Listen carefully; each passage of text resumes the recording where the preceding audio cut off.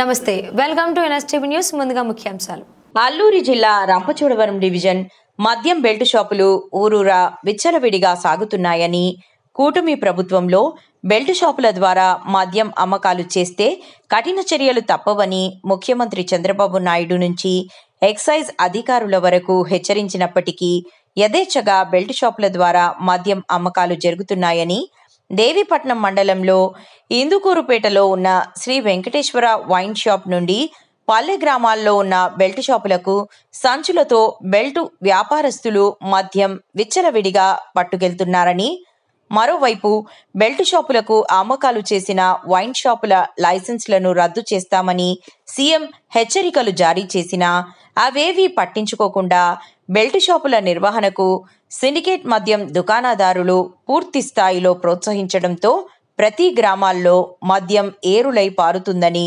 అక్కడి ప్రజలు ఆవేదన వ్యక్తం చేస్తున్నారు. క్వార్టర్పై 20 నుంచి 30 రూపాయలు తీసుకుంటున్నారని మందుబాబులు చెబుతున్నారు.